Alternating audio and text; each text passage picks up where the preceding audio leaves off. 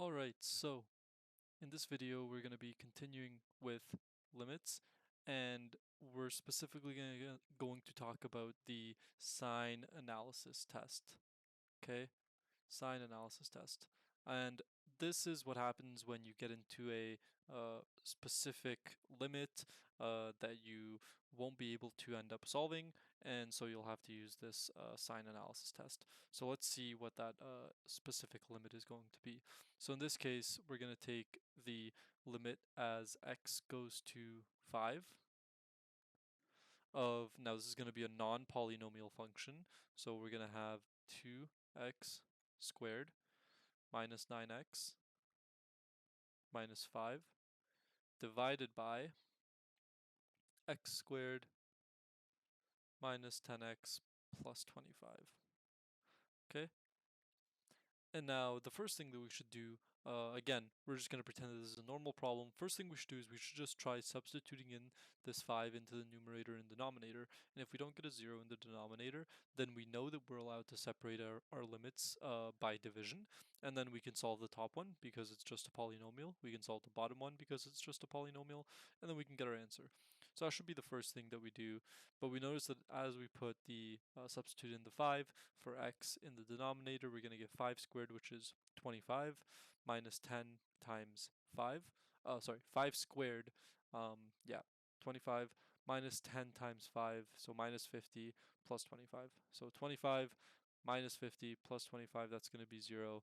And unfortunately, that's going to give us a 0 in the denominator. So we can't do that. Okay, that's fine. Next thing we should try and do is we should try and factor. Okay, so again, this is still nothing new for us. So let's try and factor.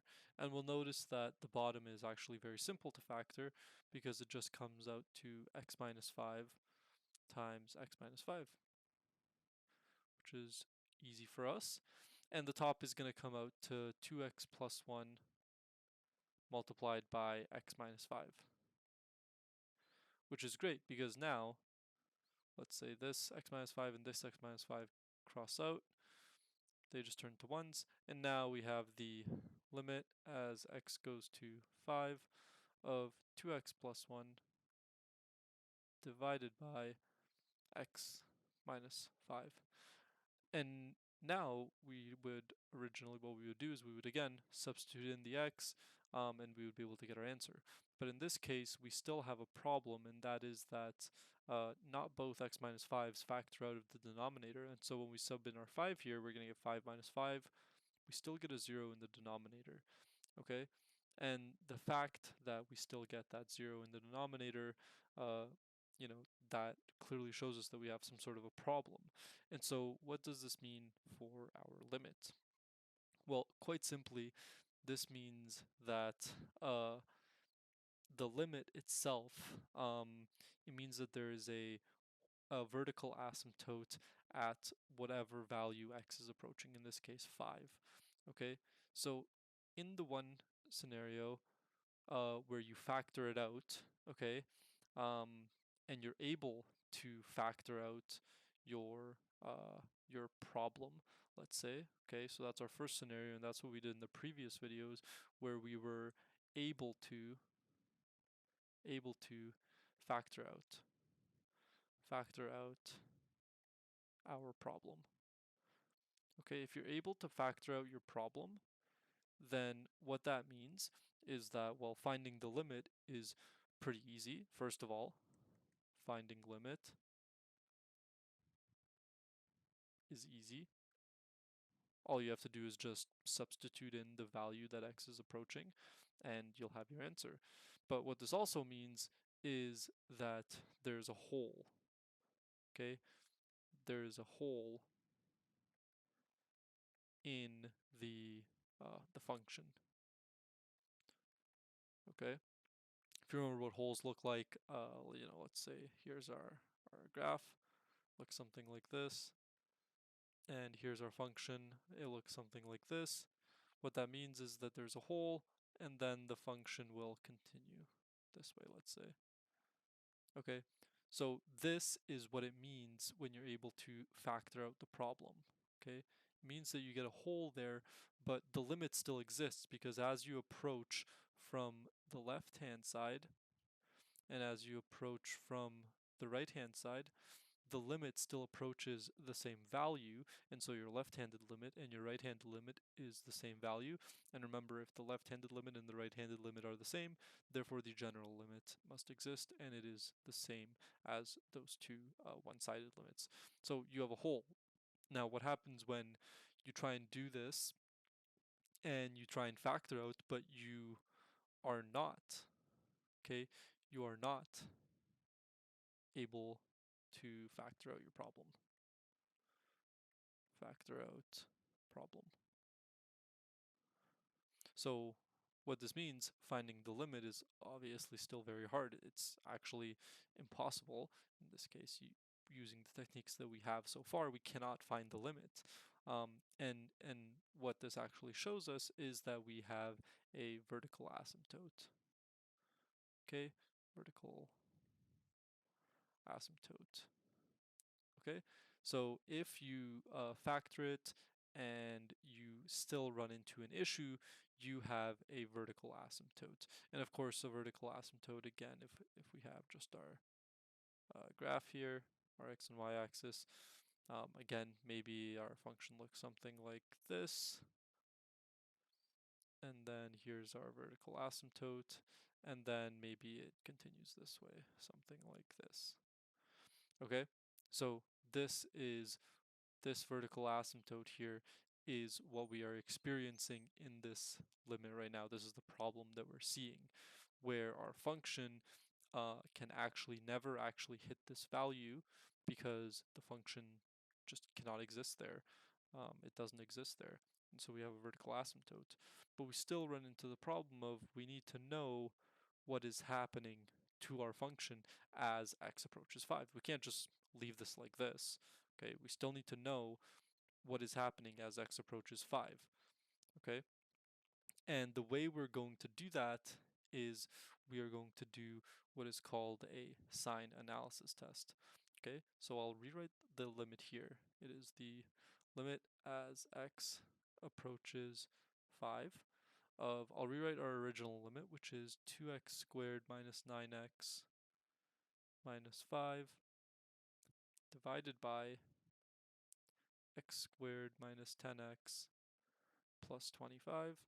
And remember, then what we did is we factored and we crossed some stuff out, and then we were left with 2x plus 1 in the numerator and x minus 5 in the denominator, and this still didn't work for us simply because when we substitute in the 5 where the x is, we still get a 0 in the denominator. So now we have to do what is called our sign analysis test. Okay, so the sign analysis test. Okay, and for this test, all you're going to do is you're going to draw a number line. Okay, so just like we did in, grade 1, grade 2, we're going to draw a number line. And the numbers that we're going to put on that number line are going to be the numbers that sort of are important to us.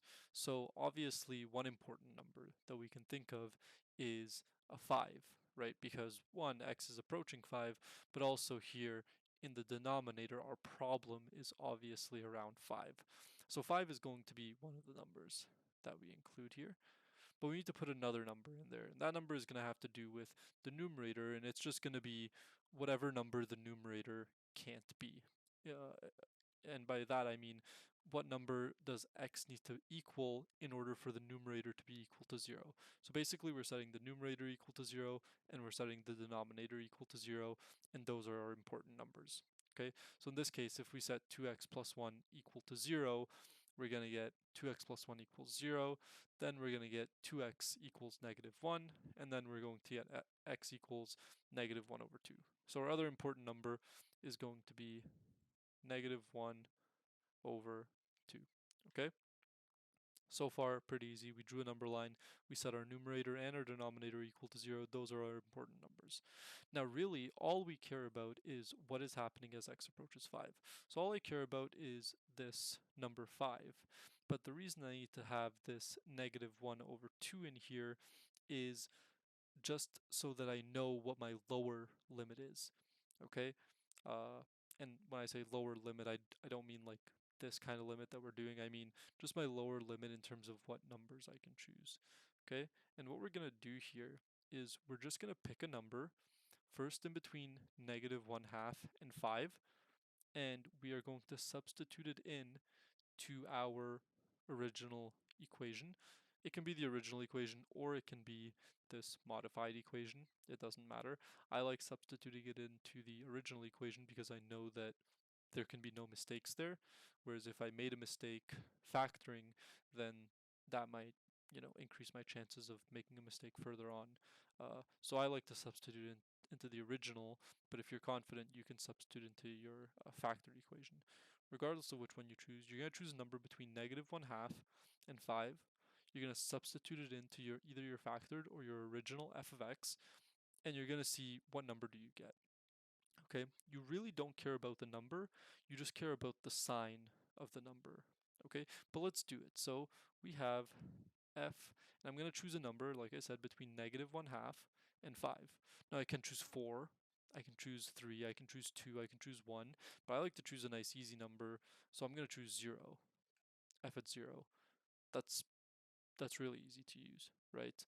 So f at 0, perfect. If I substitute it in to my original equation, I'm going to get 2 times 0, so that's going to be 0. This second term in the numerator is going to be 0. I'm going to be left with negative 5 at the top. And at the bottom, I'm going to be left with 0 in the first term, 0 in the second. I'm going to be left with 25. Okay? Again, I can simplify this if I want, but it's not required. All I care about is the sign of this thing. Okay, so the sign of this is it's obviously a negative number. It's negative 5 over 25. It's negative. So I'm just going to write a big old negative and I'm going to circle it. Okay? And then what I'm going to do is I'm going to move over to the right-hand side of my 5 and I'm going to pick a number that's greater than 5. And then I'm going to solve that. Okay, so I'm going to choose my function, and again, I can choose 6, I can choose 7, I could choose 10, I could choose a million. I'm going to choose 6 just because it's the closest number to 5 that's not a fraction. Okay, so f at 6, what am I going to get here? Well, I'm going to get 2 times 6 squared. 6 squared is 36 times 2, so, that's already getting pretty high. We're going to get, 72 there, minus 9 times 6, 72 minus 54, minus 5, or sorry, 72 minus 45 minus 5, it's going to be a positive number. So I'm going to have some sort of positive in the numerator. And in the denominator, I'm going to get 6 squared, which is 36, minus 60 plus 25. That's going to get me a positive number. And so I'm going to have a positive down here. And so overall, I'm going to have a positive number. Okay. And notice how I don't care exactly what the number is. I'm not actually calculating 6 squared minus 10 times 6 plus 25. I could if I wanted to, okay? But it's not required. I just need to know if I'm getting a positive number or if I'm getting a negative number, okay? Just positive or negative. We don't care what the value of that number actually is, okay? Perfect. So now that I know that I have a negative here and a positive here, I can complete my sign analysis test. And basically what my sign analysis test is telling me is that on the left-hand side of this 5, which remember we have a vertical asymptote here. Okay, this is our VA, our vertical asymptote. On the left-hand side, we have negative numbers. So if we have negative numbers, it means that we are going to go down like this. And on the right-hand side, we have positive numbers. And so what that means is that we are going to be going up like this. Okay? Now, why do I have this negative 1/2 over here? Well, I have this negative 1/2 over here because if I actually substitute in values less than negative 1/2, so let's say I substitute negative 1 in, I'm actually going to start getting, start getting positive numbers. So just for an example, okay, just as an example, I'm going to choose negative 1 here. Negative 1 is less than negative 1/2. Okay, and again, we don't have to do this because we don't care what's happening at negative 1/2. We just care what's happening at 5. But just so that you see what I mean, if I choose negative 1, I'm going to get, up here in the numerator, I'm going to get negative 1 squared, which is just 1, so I'm going to get 2 minus 9 times negative 1, so 9. So 9 plus 2, which is going to be 11, minus 5, so that's going to be a positive number. And on the denominator here, I'm going to get 1 plus 10 plus 25, which is also a positive number. So overall, I'm going to have a positive number. So you can see if I didn't have this negative 1/2 here, and I said, oh, you know what, for a number less than 5, I'm just going to choose negative 1 or negative 10, I would have gotten a positive. Okay, and that would have told me that this would be going up to positive infinity. But that's obviously not true. Okay, so that is why we need to take into account this negative 1/2, just so that we don't choose a number that's too low. Okay, and now that we've completed our sign analysis test, what can we see here? Well, we can see that our limit as x approaches 5 of our function, again, you can either write the original function or the factored. I'll write the factored one just because it's less writing. So 2x plus 1 divided by x minus 5. The limit as x approaches 5 from the left-hand side, so let's put a little minus, from the left-hand side is equal to negative infinity. Okay, and we know that it's negative infinity because we did our sign analysis test, and we saw that we are getting a negative value, and so we're going down to negative infinity. Okay, and our limit as x approaches 5 from the right-hand side of our function 2x plus 1 divided by x minus 5. Well, we saw with this one, we got positive numbers. Okay, and so we're going to positive infinity. Okay, and if we remember, again, back to a few videos ago, in order for the general limit to exist, the limit from the left and the limit from the right need to be equal, and they need to be the same. In this case, they are not equal and they are not the same. And so what we can write is since the limit as x approaches 5 from the left of 2x plus 1 divided by x minus 5 does not equal the limit as x approaches 5 from the right of 2x plus 1 over x minus 5. Since the limit from the left does not equal the limit on the right, therefore the general limit as x approaches just 5 of 2x plus 1 divided by x minus 5 does not exist. Okay? Now it's important that you show your work here and do the sign analysis test to show that the limit does not exist. You can't just write it does not exist, because if both of these limits on both sides go to positive infinity or negative infinity, you are technically still getting the same value, right? You're going to have negative infinity for the left-handed limit and negative infinity for the right-handed limit.